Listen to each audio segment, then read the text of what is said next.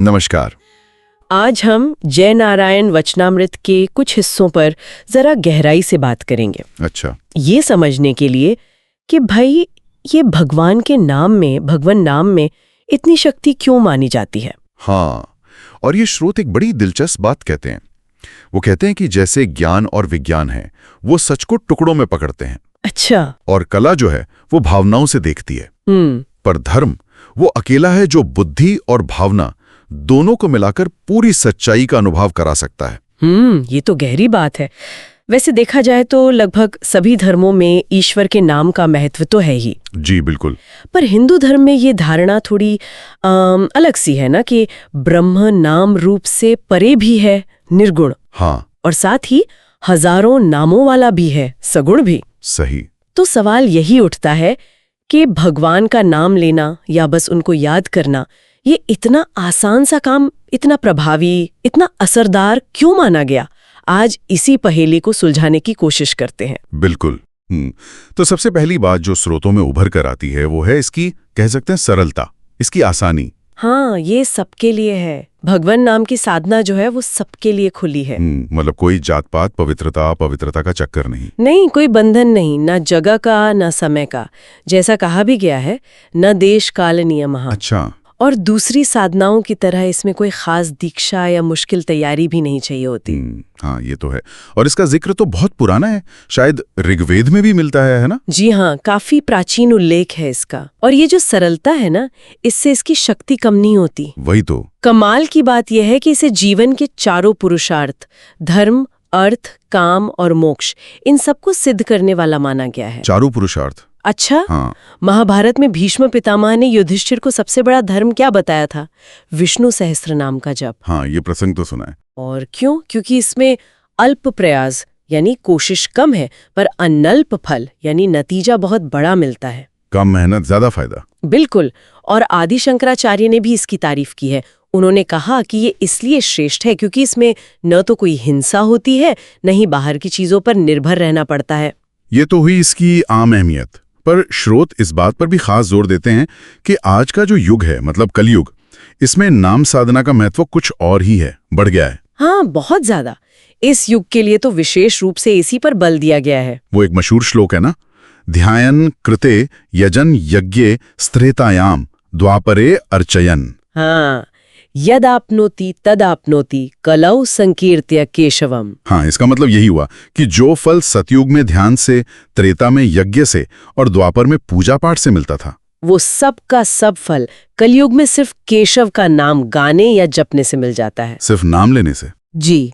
और एक और श्लोक तो और भी साफ कहता है, हरेर नाम हरेर नामेव केवलम कलौ नास्त्येव नास्त्येव नास्त्येव गतिरन्यथा। मतलब हरि का नाम ही, बस हरि का नाम ही अकेला रास्ता है।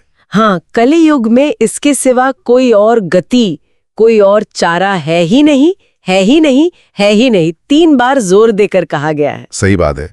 और वो कलिस संतरणोपनिषद का महामंत्र भी तो यही है, हरे राम हरे कृष्ण। बिल्कुल, वो भी ऐसी नाम महिमा की ओर ही इशारा करता है। ठीक है, ये तो साफ हो गया कि नाम जप महत्वपूर्ण है, और खासकर कलयुग में। पर ये काम कैसे करता है? मतलब इसके पीछे का सिद्धांत क्या है? स्रोत क्या बताते हैं? देखिए, नाम स्मरण या कीर्तन जो है वो सबसे पहले करता है अंतःकरण शुद्धि, मतलब मन और हृदय को साफ करता है। अच्छा, मन की सफाई? हाँ, और जब मन साफ होता है, निर्मल होता है, तब व्यक्ति ईश्वरानुग्रह यानी भगवान की कृपा पाने के लायक बनता है, उसका पात्र बनता है। और ये कृपा जो है वो फिर मोक्ष के लिए यानी जन्म मरण के बंधन से छूटने के लिए जरूरी है। तो क्या नाम जप सीधे मोक्ष दिलाता है या ज्ञान की भी जरूरत है? वो जो कहते हैं ज्ञाने नैव तु कैवल्यम। हाँ, ये बिल्कुल सही सवाल है। देखिए, शास्त्रीय कहते हैं कि अंतिम मुक्ति तो ज्ञान से ही मिलती है। ज्ञाने नैव तु कैवल्यम। सिर्फ नाम लेने भर से सीधे मोक्ष मिल जाएगा, ऐसा नहीं। अच्छा। लेकिन नाम जप या कीर्तन उस ज्ञान को पाने का रास्ता खोलता है, उसके लिए जमीन तैयार करता है, मन को उस लायक बनाता है कि वो ज्ञान को ग्रहण कर सके।